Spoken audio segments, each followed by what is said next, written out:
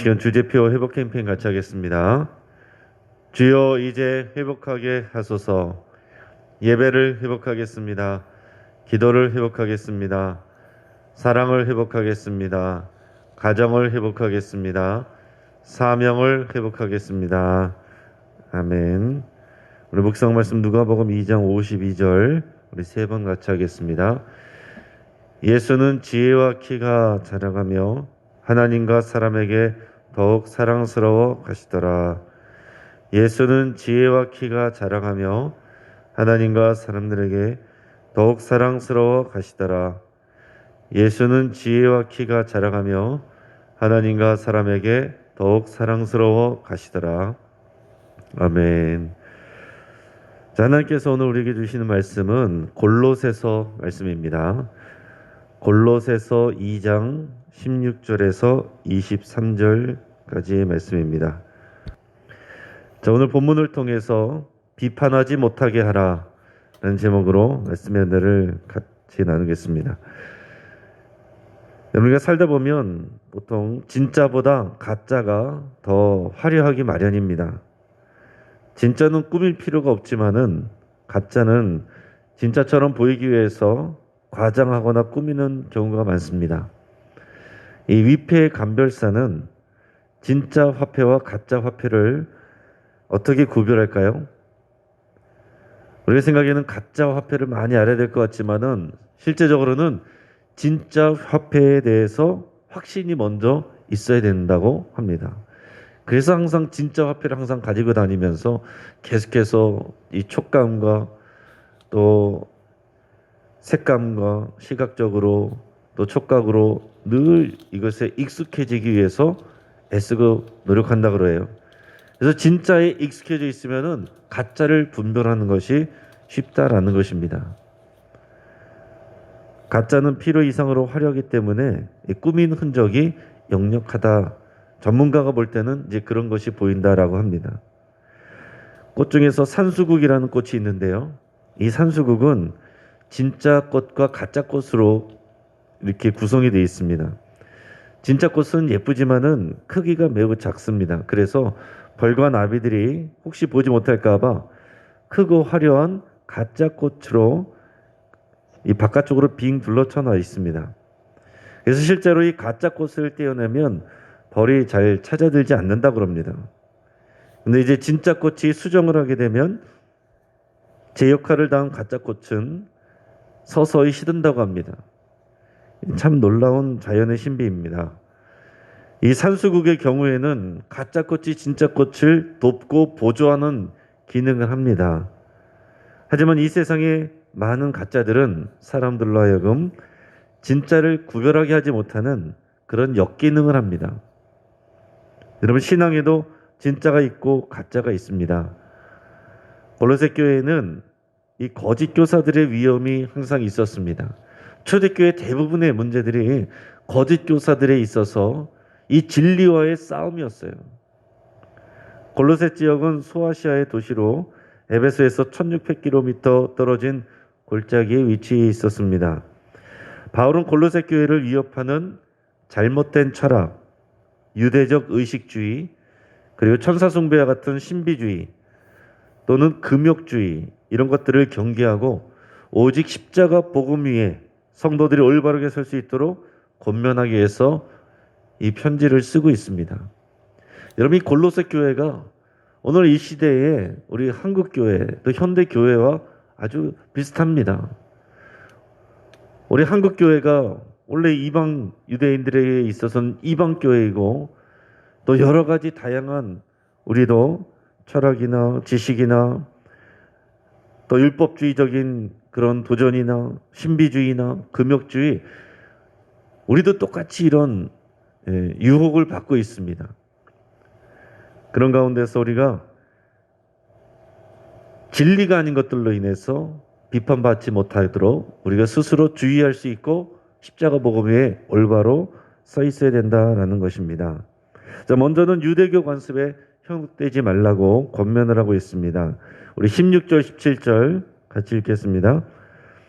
그러므로 먹고 마시는 것과 절기나 초하루나 안식일을 이유로 누구든지 너희를 비판하지 못하게 하라. 이것들은 장래일의 그림자이나 몸은 그리스도의 것이니라. 아멘. 자, 이 헬라인들이 중심이 된 이 골로새 교회에 미혹이 될 수 있는 이 거짓 교사들 중에 유대교적인 전통을 가지고 율법 지식으로 이 성도들을 흔들리게 하는 자들이 있었습니다. 이 거짓 교사들은 유대교 배경을 가지고 있는데요. 그들은 골로새 교인들이 비유대인으로서 이 유대교적 전통을 잘 모르고 이 율법과 그 구약 성경에 있는 내용들을 또 거기 나오는 전통과 관습에 대한 지식이 별로 없는 것을 알고 적군을 하고 있습니다. 이 사람들은 예수님에 대해서 반박하지 않아요. 그런데 거기에 구약율법이 말한 여러 가지 규례를 통해서 골로새 교회 성도들을 비판할 수가 있습니다. 예수님을 믿되 하나님의 말씀인 율법을 알아야 되고 거기에 나와 있는 하나님이 지키라고 하신 여러 가지 명령을 지켜야 한다라고 이렇게 주장하면서 미혹하는 것입니다. 근데 여러분 생각해 보세요. 그 당시에 성경은 구약 성경밖에 없습니다. 구약이라는 말도 신약을 받은 우리가 구약이라고 표현하는 것이지 그 사람들은 구약이란 표현이 없어요. 하나님의 말씀입니다. 자, 율법이 분명히 하나님의 말씀인 것이 맞죠. 하나님께서 주셨습니다. 자, 그런데 거기에다가 더해서 인간들이 만들어낸 거기에 해석과 전통과 의식과 여러 가지 규칙과 법들도 굉장히 많이 있습니다. 자, 그런데 구약의 말씀 여기 나오는 또 옛 언약 이것은 신약과 별개로 존재하는 것이 아닙니다. 자, 쉽게 말해서 구약 성경은 신약 성경하고 따로 있는 게 아니다 라는 거예요. 구약 성경은 반드시 신약 성경에 의해서 해석이 돼야 된다. 예수 그리스도에 의해서 해석이 되어 올바르게 우리가 해석이 될 수 있습니다. 그렇지 않으면 자, 구약 성경에 있는 내용들 보면서 자 봐라. 하나님의 말씀이 이렇게 써 있지 않느냐? 그러면 여기에 대해서 우리가 올바른 복음의 지식을 갖고 있지 아니하면 그렇네. 성경이 그렇게 돼 있으니까 이렇게 해야 되겠네. 이렇게 흔들린다라는 거예요. 구약의 말씀은 오늘 17절의 말씀처럼 장래일의 그림자다 그랬어요. 구약 성경의 옛 율법과 그리고 여러 가지 예언의 말씀들 이런 것들은 장래일의 그림자입니다. 그림자. 실체가 아니라 그림자라는 거예요. 여기서 장래일이라는 것은 예수 그리스도의 일에 대해서 얘기를 하는 것입니다. 구약에 있었던 사람들은 당연히 옛적에서 예수님을 오실 것에 대해서 보는 것은 그들에게는 장래일이었어요. 앞으로 장차 일어날 일들에 대해서 하나님께 말씀도 받고 약속도 받았지만은 그러나 그것은 그림자이고 몸, 실체 여기서 말하는 몸은 실체를 말하는 거예요. 그 몸은 그리스도를 말하는 것입니다. 자, 그래서 예수 그리스도의 오심과 예수 그리스도의 말씀과 예수 그리스도의 약속과 십자가의 사역과 부활을 통한 새 언약 이것을 아는 것 그리고 그 믿음 위에 서는 것 이것이 중요한 것입니다. 그렇다고 구약의 말씀에 의미 없는 것이 아니라 그림자이기도 하고 배경이기도 한 것이에요. 그래서 우리가 구약을 통해서 신약을 더 깊이 알 수가 있는 것이지 따로 있는 것이 아니다라는 것입니다. 지금도 마찬가지예요. 옛 언약이 가짜는 아니지만 새 언약의 그림자와 배경으로서 역할을 하는 것이지 신약 없이 따로 존재하는 것이 아닙니다. 구약의 옛 언약과 관련된 내용 중에는 특히 율법의 제일 특징적인 것이 음식법 그리고 절기들에 대한 내용이었습니다. 특별히 레위기 11장에 많이 나오는 먹고 마시는 것과 관계된 것 어떤 것은 거룩하고 어떤 것은 거룩하지 못하니 거룩한 것은 먹어도 되고 거룩하지 않은 것은 먹지 말아야 된다. 자, 이런 음식법에 대해서 우리는 신약시대에 사는 우리는 그 음식법을 지키지 않습니다. 여러분 음식법을 따르면 일단 우리 돼지고기 먹지 말아야 되고요. 비늘이 없는 생선들 우리 수도 없이 먹잖아요. 고등어, 참치, 갈치 다 먹지 말아야 됩니다. 문어, 낙지, 오징어 그럼 비늘이 없잖아요. 그거 다 먹으면 안 돼요.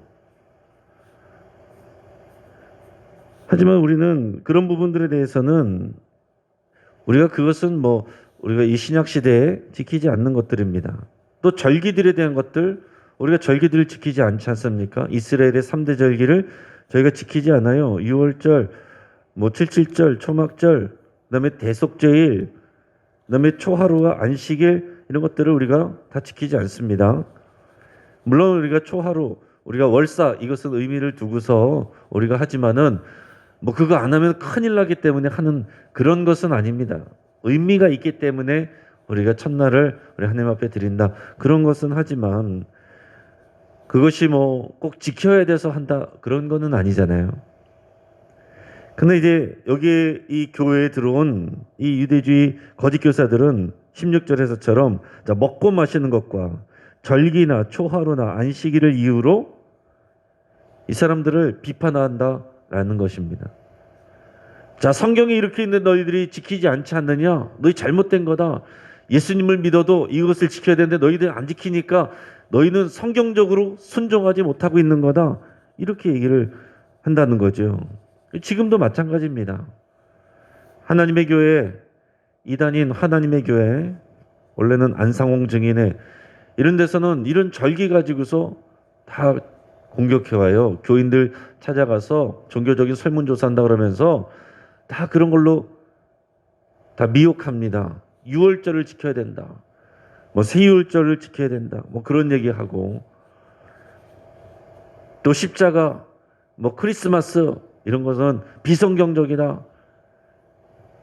한국교회, 일반 교회에 그래서 복음이 없다. 잘못 알고 있다. 이렇게 접근합니다. 안식교나 여러 가지 이단들 많은 경우에 토요일 안식일 지킵니다. 내용이 뭐예요? 뭐라고 말하고 있습니까? 성경에 있지 않느냐. 하나님의 말씀은 토요일 안식일을 지키는 것이다. 일요일 주일을 지키는 것은 사람이 만든 것이다. 여기에 대한 복음에 분명하게 바르게 서 있지 않으면은 맞는 말 같거든요. 안식일을 지키라는 말은 성경에 나와 있는데 주일을 지키라는 말은 없잖아요. 그러니까 이게 성경적인 것인가 보다 하면서 여기에 넘어가는 사람들이 많다라는 것입니다. 성경에 기록이 되어 있기 때문에 성경적이라고 생각하는 건 아주 단편적인 생각입니다. 하지만 사도 바울의 권면대로 우리가 구약의 내용들은 진리의 그림자이다. 예수 그리스도의 몸인 예수 그리스도의 그림자라는 것을 아셔야 되고 예수 그리스도가 실체예요. 자, 안식일을 지키고 여러 가지 절기에 대한 것들, 율법에 대한 것들, 옛 언약에 관한 것들은 예수 그리스도를 오시기 전까지 보여주는 그림자였고 그 실체는 예수 그리스도고 예수 그리스도가 오셔서 가장 핵심적으로 하나님의 계시를 나타낸 것은 부활의 역사이고 그래서 초대교회도 초반에는 안식일을 지키면서 주일에 예배했어요. 그러다가 시간이 점점 지나면서 이 유대주의자들 또 유대인들과의 이런 갈등 속에서 점차 그렇게 한껏 같이 할 필요가 없고 점차 이제 주일, 복음만 해서 주일만 지켜도 된다라는 그런 확신 가운데 나가게 되면서 주일만 지키게 됐던 것입니다. 그러니까 우리가 이런 내용과 확신이 없으면 지금도 이런 얘기들을 들으면은 흔들리는 거예요. 그 다음에는 신비주의에 빠지지 말아라 그렇게 얘기합니다. 18절 19절 말씀을 같이 읽겠습니다. 아무도 꾸며낸 겸손과 천사 숭배를 이유로 너희를 정죄하지 못하게 하라. 그가 그 본 것에 의지하여 그 육신의 생각을 따라 헛되이 과장하고 머리를 붙들지 아니하는지라. 온몸이 머리로 말미암아 마디와 심줄로 공급함을 받고 연합하여 하나님이 자라게 하심으로 자라느니라. 아멘. 자, 거짓 교사들 중에는 인위적인 겸손이나 천사 숭배 같은 신비주의적 요소를 가지고 있는 사람들이 있었습니다. 그러면서 이것을 가지고 자신들이 신앙적인 우위에 있는 것처럼 그러면서 골로새 교회 일반 성도들을 정죄하는 그런 경우들이 있었습니다. 자신들은 이렇게 신앙의 고수이고 이 일반 성도들은 신앙의 하수인 것처럼 그러면서 그렇게 하면 안 돼. 다 판단하고 정죄하면서 정죄감을 주고 그 신앙이 흔들리게 했다라는 것입니다. 여러분, 신앙은 원래 보이지 않는 것을 믿는 것이기 때문에 신비적인 요소가 있을 수밖에 없어요. 신앙의 여러분 성격 자체가 신비입니다. 우리 신앙 가운데 신비를 빼버리면은 이거는 진정한 종교가 아니에요. 그런데 신비주의로 나가게 되면은 이거는 또 건강하지 못하게 되는 것입니다. 그러니까 우리는 그 안에서 신비주의를 빼면 그냥 도덕책처럼 돼버리는 것이고, 도덕을 빼버리면 신비주의로 가버리는 것이고 그래요. 한국 교회는 이 두 가지가 다 있다라는 것입니다. 그래서 어떤 교회나 어떤 사람들은 방언, 예언, 은사 이런 것을 다 부정하는 데도 있어요. 그래서 방언만 해도 막 저기는 나쁜 거라 그러고 못하게 하고 그런 데도 있습니다. 그러나 반대로 그것을 열광하고 사모하면서 은사주의로 찾아서 교회 밖으로 돌아다니는 그런 경우들도 있다는 거예요. 여러분, 둘 다 안 좋은 것입니다. 건강한 것은 예수 그리스도의 십자가의 복음과 오늘 성경의 말씀에 나오는 대로 교회 안에서 연결되어 연합하는 그 믿음이 중요한 거예요. 그게 건강한 것입니다. 오늘 성경에서 말하는 것처럼 말하는 것은 뭐냐? 또 개인적인 체험이나 비성경적인 요소를 가지고 성도들을 비판하거나 판단하거나 진리에서 흔들리게 하는 일, 건강하지 않은 일이다 라고 이것을 미리 얘기해 주고 있습니다. 자, 꾸며낸 겸손이란 뭐냐? 그러니까 어떤 행위나 의식 같은 것이 인위적으로 뭔가 이렇게 꾸며낸, 뭔가 더 과장된, 그런데 뭔가 보면 경건해 보이는 그런 행위들을 말하는 거예요. 자, 예를 들어서 우리가 여기서 기도하는데 여러분 편하게 자리에 앉아서 그냥 눈 감고 편하게 기도하시잖아요. 근데 옆에서 누군가는 무릎을 꿇고 뭔가 손으로 제스처를 하면서 막 머리를 이마에 땅에 댔다가 뭐 했다가 뭐 손으로 뭔가 표시를 하며 막 손으로 막 십자가를 그리고 뭐 7번 그리고 왼쪽을 보고 뭐 이렇게 하고, 그럼 뭔가 경건해 보이고 있어 보인다는 얘기예요. 그런 게 꾸며낸 겸손입니다. 그 뭔가 의식이 있고 예식이 있는 것을 보면은 뭔가 대단해 보이고 경건해 보이는 그런 게 있어요. 그러니까 예식도 중요한 부분이지만은 과장되게 꾸며낸 그런 의식이나 기도법이나 형태들 이런 걸 하면서 그냥 평범하게 하는 사람들을 정죄한단 말이에요. 신앙생활 그렇게 갖고 되겠어? 그럼 뭔가 이제 주눅이 된다라는 거죠. 또 여기서 보면은 천사 숭배. 그 당시에 유대주의 안에서도 이런 신비주의가 있었는데, 자, 우리가 어떻게 여호와 하나님께 바로 하나님께 나갈 수 있느냐? 우리는 죄인이기 때문에 그것이 안 된다. 그래서 우리의 기도를 천사들이 도와줘야 되고 가져다 줘야 된다. 물론 우리의 기도를 천사가 돕고 그런다는 내용이 요한계시록에도 나와 있습니다. 그래서 천사들이 금대접에 우리의 기도를, 성도들의 기도를 담아서 하나님께 갖다 드린다는 그런 내용도 있어요. 뭐 그 정도는 괜찮습니다. 그런데 점점 이 천사를 숭배하는 쪽으로 가게 되는 거예요. 여러분, 우리가 보이지 않는 하나님에 대해서 말씀하고 또 예수 그리스도의 십자가 부활에 대해서 얘기할 때는 그냥 그런가 보다 하는데, 내가 천사를 보았다. 내가 어제 기도 중에 천사가 방문했다. 환하게 빛나는 가운데 천사가 나타나서 나에게 계시해 줬다. 사진을 찍었는데 천사 모양이 나타났다. 이러면은 귀가 솔깃해지고 뭔가 대단하고, 또 그 천사를 통해서 들은 말씀이 뭔가 성경에 있는 말씀보다 더 진짜 같고 그렇다는 얘기예요. 여러분, 예전에 1994년에 다미 선교회로 인해서 전국적으로 뉴스가 나고 난리가 났었잖아요. 그때도 그런 영적인 계시를 받고 영서를 쓰고 이런 몇 사람에 의해서 다 그렇게 된 것입니다. 있어 보이잖아요. 뭔가 하늘이 계시를 받아서 막 영서를 쓰고 거기서 계시라고 그러고 하나님이 이렇게 말씀하셨다라고 얘기하고 이날 오신다고 얘기했다고, 거기에 하나님의 말씀보다는 거기에 사로잡히는 거예요.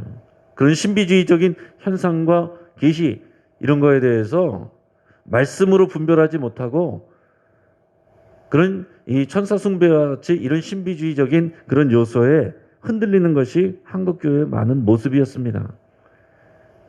이게 대표적인 모습이에요. 또 우리나라 전통적으로 무속신앙이나 어떤 불교이나 예식에 있어서 뭐 절을 하고 우리 불교에서도 뭐 삼천배를 한다, 뭐 오체투지를 한다 그런 거 보면은 굉장히 경건해 보이잖아요. 근데 편하게 와서 앉아서 그냥 기도하고 그러고 가면은 뭔가 열심히 안 하는 것 같고 신앙이 별로인 것 같고 그렇단 말이에요. 여러분 여기서 열심히 그냥 새벽 기도 왔다 가시는 것도 열심히 하시는 것인데 만약에 누구는 나는 뭐 산에 올라가서 삼천배를 했어. 이게 너희들 그렇게 대충 신앙생활하면 안 돼. 이렇게 정지할 수 있단 말이에요. 근데 우리가 말씀 안에서 신앙 안에서 이것이 분명하게 정리가 돼 있지 아니하면 그런 것 같이 느껴진단 말이에요. 뭔가 더 열심히 하고 이 과장된 겸손이죠. 뭔가 어떤 의식을 하고 그리고 어떤 그 가운데서 신비주의를 경험하고 그러면은 주눅 드는 경우가 많아서 그 사람들의 말에 쉽게 흔들리는 일들이 많다는 거죠. 근데 오늘 사도 바울은 이것을 18절에서 뭐라고 얘기합니까? 이것은 거짓 교사들의 개인적인 체험에 국한한다 말하고 있어요. 그가 그 본 곳에 의지하여 그 육신의 생각을 따라 헛되이 과장하고 지금도 마찬가지입니다. 지금도 마찬가지예요. 하나님께서 사람들에게 은사를 주시고 영적인 계시도 주십니다. 자, 그런데 하나님은 사람들에게 100%를 주시는 건 없어요. 일부분을 보여주시는 거예요. 자, 환상을 볼 수도 있고 그림을 볼 수도 있고 꿈을 볼 수도 있어요. 근데 마치 그것을 본 것을 가지고 하나님이 나에게 모든 계시를 다 준 것처럼 말하면 자신의 개인의 경험을 가지고 과장되게 말하는 것이다라는 것입니다. 나중에 보면 사도 바울도 그랬어요. 사도 바울이 예루살렘에 가게 되는데 예루살렘에 가는 것이 우리가 지금 와서 보면 분명히 하나님의 역사하고 인도하심인 걸 알잖아요. 그런데 그 당시에 꿈과 환상을 통해서 본 사람들이 다 와서 말렸습니다. 예루살렘에 못 가게 했어요. 사도 바울에게. 그래서 자기 꿈으로 본 거는 네가 가면은 결박당하고 큰일 난다. 그러니까 가지 마라. 결박당한 것을 보여준 건 성령이 하신 거죠. 가지 말라라고 한 것은 자기가 자기 생각으로 판단해서 과장하는 거예요. 자, 그러니까 우리가 하나님의 은사나 또 계시나 이런 것들이 있을 수 있으나 그것을 말하는 것은 아주 지극히 겸손하게 조심스럽게 말씀 안에서 검증받아서 해야 되는 거다라는 얘기입니다. 하나님께서 뭔가 말씀하실 때는 거듭해서 검증돼서 말씀이 되어야 되는 것이고 여러 사람들에게서 이것이 같이 검증되고 교회 안에서 인정이 될 때 그것이 올바른 기능을 할 수 있는 것입니다. 나 개인의 어떤 체험을 가지고서 마치 모든 것을 아는 것처럼 그렇게 해가지고 교회 안에서 분란이 나고 갈등이 일어나고 또 교회 안에서 찢어지고 또 은사주의자들을 따라서 또 교회를 뛰쳐나가는 일들이 한국 교회 안에 굉장히 많았습니다. 그런 것들에 대인 사람들이 이제 그런 것들을 거부하고 오직 말씀 이렇게 하면서 어떤 성경의 또 신앙의 올바른 건강한 신비적인 요소마저도 제거하고 그냥 딱딱한 율법주의적인 도덕적인 그런 교회로만 남는 그런 경우들도 지금 한국 교회 안에 있다라는 얘기입니다. 그러니까 중요한 거는 어느 한쪽으로 휩쓸려서는 안 된다는 거예요. 건강한 건 뭐라고 되어 있습니까? 19절 보시면 머리를 붙들지 아니하는 거다 이것은. 여기서 말하는 머리가 뭡니까? 예수 그리스도예요. 예수 그리스도와 그분의 십자가와 그 복음 여기에 이것을 붙들지 않고 연결되지 않고 자기 개인의 주관의 경험을 가지고서 이렇게 판단하고 하면 안 된다라는 거죠. 온몸이 머리로 말미암아 마디와 힘줄로 공급함을 받고 예수 그리스도와 그의 진리와 복음에 우리가 다 연결이 돼서 연합하여 하나님이 자라게 하심으로 자라느니라. 그러니까 건강한 신앙은 여러분이 교회 중심이어야 됩니다. 교회 공동체 중심이어야 돼요. 교회 질서 안에 머물러야 되고 연결이 되어 있어야 됩니다.